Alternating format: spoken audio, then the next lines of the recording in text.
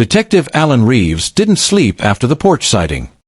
He drove the neighborhood in widening circles until dawn, stopping at every alley mouth and cul-de-sac, stepping out to listen for footsteps that never came. By sunrise, he was sitting in the empty school parking lot 2 blocks from Willow Lane, hands wrapped around a paper cup of coffee gone cold, watching parents drop off children who clung to their backpacks and glanced at the cluster of news vans still idling near the Johnson house. The town had tried to go back to normal after Mercer's conviction, but normal had the thinness of a veil. Behind it, fear breathed.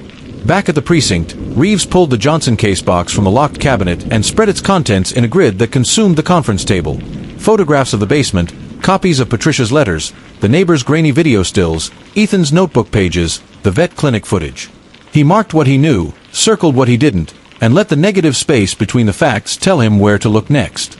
The letters with the salutation D stared up at him like an accusation. He went back through old incident reports and found Patricia's complaint from 3 years earlier. A man who followed her from the grocery store, stared too long, stood too close. The name on the report was Darren Cole. He had lived 2 blocks from the Johnsons, then moved away. Reeves drove to Cole's last known address, a squat rental on the edge of a neighboring town where paint peeled from the clapboards and a bent mailbox leaned toward the street like a question. The tenants were new. The landlord remembered Cole with a shiver and 2 words: kept to himself. Reeves walked the perimeter anyway, the habit of a man who had learned that monsters leave tiny footprints, darkened soil under a window, a cigarette but crushed into the dirt, an etching on a fence post. There was nothing here except a man's absence that felt deliberate. He sat an unmarked car down the block from Cole's current place for 3 nights in a row. Each evening, Cole left for the night shift in a dark jacket with a cap pulled low, carrying a duffel bag heavy enough to swing his shoulder down. He walked like a man measuring distance in fixed strides, never looking left or right, never glancing at the sky. Reeves followed at a distance, learning the rhythm. Bus stop at the corner, warehouse 2 towns over, clock out just after 3. On the 4th night, Cole altered the pattern. He cut down an alley behind a shuttered hardware store and crouched beside a dumpster. Reeves watched him pull a small leather notebook from the duffel and turn pages with a careful thumb, the way a person rifles through a stack of photographs tied to memory. He lit a corner of one page, held it until the flame curled the paper into a black tongue, and dropped the ember into the steel mouth of the bin. He did it again. And again. When he left, Reeves jogged to the dumpster and found ash like gray snow. One scrap had survived with a line of ink that hadn't burned clean. Silence is the gift I give them. And silence is the gift I'll give again. Reeves slid the scrap into an evidence bag without breathing. The next morning, he went to Cole's warehouse. The floor manager was a man with red eyes and a weary kindness. "Quiet guy," he said of Cole. "Never missed a shift. Doesn't joke, doesn't drink with the crew after hours. The week they found the Johnsons." He rubbed his jaw. He said something then. We were watching the news on a break, and somebody said you never really know what's happening inside a house. Cole said, "You never really know who's standing outside one either." The manager shrugged. It was a weird thing to say. Reeves built a quiet case in the margins of official hours because the captain had given him permission to dig only so long as no headlines came of it. He ran Cole's employment history. It looked less like a resume than a constellation. A warehouse here, a security job there, a factory for 6 months, a moving company for 3. Each dot on the map sat within a short drive of some inexplicable tragedy. A small house fire that killed a couple who hadn't made enemies in their lives. A child who vanished from a playground, reported as a suspected custodial snatch that never proved out. An elderly man who died from a sedative overdose that no one could trace to a prescription. There was never enough to tie anything to Cole. There was always enough to make Reeves' stomach knot. He returned to the Johnson house because sometimes a place will answer a question that a person won't. The locks were city-boarded, the windows skinned in plywood, a sagging caution tape looped across the porch. Inside, dust had settled on the life the Johnsons left behind. Lily's last drawing curling on a windowsill, a homework sheet with the word photosynthesis spelled with a brave extra vowel, the calendar on the fridge crossed off through October 25th and nothing after that. In the basement, the concrete kept its chill like a kept secret. Reeves played his flashlight across the walls. That's when he saw them. Faint knife scratches low by the joist. 3 letters time had not yet erased. D. C. L. They were not carved like a teenager's heart on a picnic table. They were scratched like a man making a claim. The letters sank into his chest like a stone. He photographed them, measured them, rubbed the pad of his thumb over the grooves, and felt the jag against his skin. Someone had been in this basement after the bodies were arranged. Someone who wanted to leave a signature, or a dare, or both. Reeves drove the evidence back to the lab with the steady hands of a surgeon and the heart of a man who finally sees the shape in a cloud he's been staring at for weeks. Getting a warrant for Cole's house took the better part of a day. The captain hated the optics. Mercer had been convicted, the town had begun to breathe, and the political cost of ripping the lid back off the case was one he didn't want to pay. "If you're wrong," he told Reeves, "you don't just lose a day. You lose the town." Reeves put the burned scrap and the basement initials on the table with Patricia's letters. "If I'm right and we wait," he said, "we lose a family." They hit the house just after midnight. The blinds were drawn tight. Reeves could feel his pulse in his teeth as the breachers counted down. The door went on the second strike. The smell inside was old coffee and damp drywall. In the bedroom closet, under a stack of flattened boxes, they found the notebook that matched the one Reeves had watched by the dumpster. It was heavier than he expected, denser with ink. The pages were ruled in small, neat handwriting that never scratched too hard, the way people write when they want to be understood. It was not a confession. It was an inventory. He read it standing under a grimy ceiling light while evidence techs photographed and bagged. Names. Addresses. Family members listed by age, work shifts, school routes, favorite parks. There was a kind of poetry to the care, and that made Reeves angrier than any confession would have. Midway through, he found the Johnsons written like a blueprint. Patricia's Sunday baking window, Michael's 7:30 commute, Ethan's habit of sitting on the back steps for 10 minutes every night between 11:40 and 11:50. Each child's bedtime noted with a margin mark that looked like a metronome. At the bottom of the Johnson page, 7 words written in a line as even as a heartbeat, 8 silenced. 1 chord, held to the end. The last quarter of the notebook was worse, because the crimes it described had not happened yet. The Myers. 2 children. A golden retriever named Scout that barked only at the mailman and thunder. The mother ran on Tuesday and Thursday mornings before work. A notation under Tuesday that looked like a conductor's cue, early light. Backdoor habit. And at the very bottom, underlined twice, next. Reeves called it in so fast he didn't hear his own voice. The Myers woke to police lights and a detective's quiet explanation that sounded like a plot from a show they did not watch. They stood in the doorway with the dog pressed between their knees while officers checked windows, doors, closets, the garage, the crawlspace. Reeves watched their little girl lift her hand to touch the badge on his belt like a talisman. He promised her, and himself, that she would wake up tomorrow. When Cole came back from a traffic stop holding cell the following afternoon and found his front lock rekeyed by the state, he knew.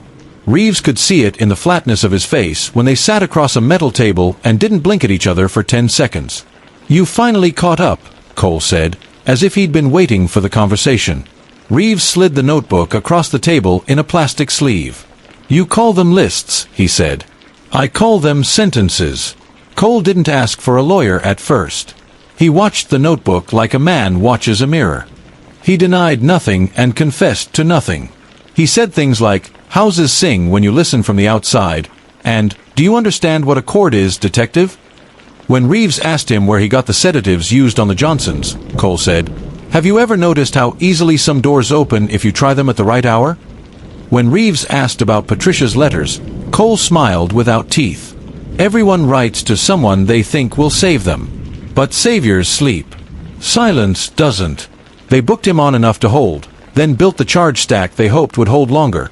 Possession of stolen medical compounds, conspiracy, elements tied to the Johnsons through the notebook specificity. The captain did the press conference with shoulders squared. The town exhaled the breath it had been holding since the basement. The headline that night called Cole the Phantom of Willow Lane and used a booking photo where his eyes looked like the pupils had sunk. Reeves didn't exhale. He walked circles around his desk until his coffee went cold again and stared at the notebook's last page like it would turn itself. Something in the shape of the ink, the cadence of the entries, kept tugging at him. There were places where the pen pressure changed, as if another hand finished a line begun by someone else. There were symbols in the margins that looked like shorthand for instructions. Small triangles, 2 vertical lines, a curved stroke that matched nothing he knew. He took the notebook to a linguist at the university who sometimes consulted on threat cases.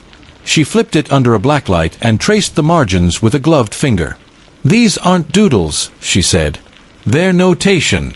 Musical." She drew 3 symbols on a pad and labeled them: rest, hold, repeat. The idea found him in a half-sleep that felt like falling. Acquire. He couldn't shake the word once it attached itself to the case, the way some words float up from a suspect's mouth and won't go back down. If a man thinks of families as chords, if he notates stockings like measures, if he speaks of silence like a composition, maybe he doesn't think he works alone. Maybe he thinks he conducts. They pulled a storage key from under the false bottom of Cole's nightstand drawer 2 days later, because predators who plan also hide, and men who collect never put everything on one shelf. Unit 27 at a storage facility off the highway hit its heart under a blue roll-up door. The room beyond smelled like cardboard and dry dust. On metal shelves were banker boxes with names printed in neat block letters. Inside each box, a family's small history stolen, a child's birthday invitation, a church bulletin with a circle time, a photograph where a stranger's shadow reached to the edge of the frame. There were the Johnson's Sunday school program and Lily's drawing copied on tracing paper. There was a box labeled with the name of a family the newspapers had never written about because nothing spectacular happened to them. Only a house fire that took them at 2 in the morning when the smoke alarm batteries were inexplicably dead. On the back wall, a corkboard held a web of photographs and lines of red string that would have looked like a cliché if the names on the Polaroids hadn't been real. In the center of the board was a word in thick black marker that made the air feel thinner: choir. Under it, a line drawn like a staff with tick marks. Beside each tick, a city. 2 had check marks. 1 was Fairview. Reeves stood with his palm on the metal shelf until the cold went through his skin. Evidence techs moved around him, naming objects and bagging them. He could hear their voices as if from another room, a litany of found things that turned a suspicion into a picture. He took a photograph of the word and texted only that image to the captain with no caption because sometimes a single word does all the work on a man's mind. When Reeves put the word to Cole across the interrogation table, Cole didn't look surprised. If anything, a kind of relief moved across his face in a ripple too small for anyone but a detective who had watched him for hours to see. "Do you hear it now?" Cole asked. "It was never a solo." Reeves pushed. "Who else?" Cole looked at the ceiling like he was listening for a note. "You think names close a circle," he said. "Names are just syllables. A choir is breath." 2 days after Cole was processed into county, a family of 4 counties over died in a posture the local coroner tried and failed to call natural. Their hands were folded, their faces turned toward a ceiling no one had painted in years. On the father's chest lay a page of sheet music with a single phrase handwritten in red: "Him too." The first line of the police report reached Reeves' desk before lunch because favors were owed to a man who had saved other men's careers. Reeves drove to the address without a radio on. He stood in a doorway and experienced a quiet that arrives when a house no longer vibrates with life, the awful kind of quiet Cole had called a gift. The captain asked the question that keeps officials alive and detectives up: "Are we chasing a myth you're building for yourself, or is this bigger than him?" Reeves didn't answer, because sometimes you say a thing out loud and it becomes part of the species of things that can be true. He went back to the storage unit inventory and pulled a box labeled with a city 3 states away and a family whose last name looked like a chord itself. Inside, he found the same notations. The same triangles, holds, repeats. A pattern of strikes months or years apart in places far enough away to sound like coincidence until you lay the pages side by side and listen. They placed Cole under suicide watch because the county had learned a lesson with Mercer and didn't want another headline about a man who left answers in his throat. Reeves visited his cell at odd hours and watched him sleep like a person who had learned to go still to not be heard. One night, Cole opened his eyes and said through the dark, "You found the chorus. Did you find the conductor?" Reeves said nothing. Cole closed his eyes again, satisfied, the way a man rests after a line lands. It was the mail carrier who delivered the first note to Reeves' home, a white envelope with no return address and a stamp picturing an old church window flooded with blue. Inside was a single bar of musical notation drawn by hand and the text: "Hymn 3 begins where the first echo dies." Reeves sat at his kitchen table and felt the floor tilt under him as if the house had been put to sea. He thought of the Johnsons' boarded windows and the porch where a man had stood to mark the end of the first echo. He thought of the cemetery. He didn't wait for a warrant to search a graveyard. He drove with his lights off the last 2 blocks and took a flashlight under his jacket. The Johnson stones were smooth and new. Bouquets left by strangers had the tentative look of apologies late to their usefulness. On Michael's stone lay a folded program from a church service dated last Sunday, pressed flat by a small metal charm in the shape of a music note. Reeves opened the program with gloves. A thin, translucent tracing paper fell out, inked with lines like the ones in Cole's margins. 3 street names formed out of the staff: Willow, Orchard, Maple. At the base of the page in tiny letters was a time: 3:17. Reeves checked his watch. He had 40 minutes to map 3 streets that formed a triangle a half-mile across and decide which corner of the triangle a family would be silenced in next. He called the captain and spoke while he ran. Cars fanned out. Officers pounded on doors in a neighborhood where porch lights flared like signal fires. He took Maple first because the hill there gave sight lines he could use. He passed a woman in a robe holding a baby and a man in a t-shirt and bare feet asking what was happening. Reeves told them, "Lock your doors," because sometimes the words you can say are the only ones you have. The map on the tracing paper had a dot exactly at the triangle center. Reeves cut through a backyard and vaulted a low fence, the way his body remembered being 25. The house at the center was dark, but there was a glow at the edge of the kitchen curtains like the soft breath of a screen left on. Reeves moved to the back, found the door locked, saw the screwdriver splay in the jamb like a tongue. He went in with his gun low and the muscle memory of every room he had ever entered. In the living room, for bodies sat not as bodies but as figures placed to pretend at life. The TV played a screensaver. A bowl of oranges on the table looked too bright. Reeves moved to the youngest first because the youngest still had warmth. He checked pulses and called out to the paramedics on his radio with the clipped poetry emergency requires. 2 of them lived because he had read the notation in time, because the choir had grown arrogant enough to publish its cues, because a man who had stood on a porch to watch a house learned to miscalculate a detective who learned to listen. They found the message in the kitchen taped under the table in the language of a group that believes it cannot be understood. A sheet with 6 lines of music and 1 line of words: "A soloist may fall. The choir holds the note." It wasn't a taunt. It was policy. Cole asked to see Reeves the next day and for the first time requested a lawyer be present, which meant he was about to give something and wanted to live to watch it land. He pointed with his chin at the news on the wall outside the interview room, the story of 2 children who lived because officers arrived in time. "You changed the tempo," he said. Reeves didn't smile. "Tell me who writes the music." Cole looked genuinely offended for a second, as if Reeves had mistaken the nature of art. "Conductors don't write," he said. "They choose."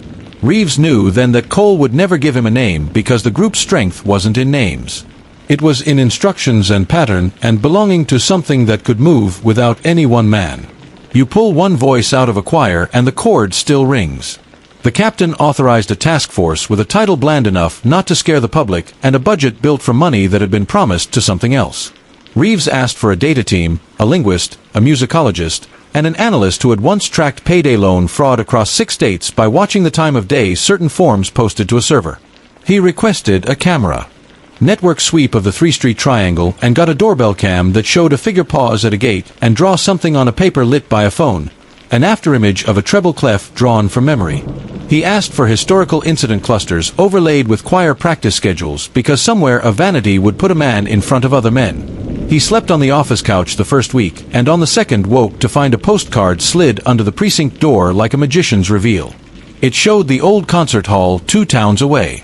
On the back, in print letters tidy as ledger lines, was a sentence that read like a dare or an invitation: "We only sing where the room was built to listen." The postmark was local. The stamp was the same blue church window. Reeves drove to the hall and stood under the vaulted ceiling where sound gathers like weather. He imagined footsteps on the balcony at night and a figure making a little theater for himself with an audience of 1. In the second row, taped under a seat, he found a program circled in red from a choral society rehearsal 2 months earlier with sign-in initials on the back. One set of initials matched the shape of the D and the C he had felt with his thumb on the Johnson basement wall. Another set of initials repeated in a different hand on 4 programs from 4 months. It was not Darren Cole's alphabet. The realization landed with the same thud as the first. He had a second name, not spelled, but shaped. A person who stood in the same rooms Cole had stood, whose pen pressure sat where Cole sat, whose letters looked like his harmony. The task force worked the initials like they were a lockpick. They cross-referenced choir rosters, ticket purchasers, church bulletins, charity gala donor lists, warehouse timesheets, veterinarian supply break-ins. A name surfaced with the slow inevitability of ink bleeding through paper. While Reeves printed the background report, while he watched the second suspect's face resolve from DMV blur to passport clarity, while he felt that old, exact sense that a thing is about to tip from secret to known, his phone vibrated with a text from an unknown number that had never messaged him before. It was a photograph taken from across the courthouse lawn, zoomed just enough to catch him in the window of the squad room with his head bent over a file. The message beneath the image was 8 words long, and the 8th was a rest symbol. Detective, don't miss your cue at dusk. The room dimmed though the lights were steady. Reeves looked up from the phone to the window where his reflection hung like a ghost and, beyond it, the courthouse lawn with its benches and its big clock that made the hour ring. He turned to tell the captain they didn't have time for warrants or comfort or press statements, that he was already late for a performance he hadn't bought a ticket for, when the precinct phones began to ring in a staggered pattern that, if you listened closely, sounded like a round. Somewhere, not far enough away, another house had gone quiet. Do you think justice was truly served when Mercer was convicted, or did the real trial only begin here? Could this tragedy have been prevented if the first letters had been read as a map and not a cry? What would you do if the choir picked a street that sounded like yours?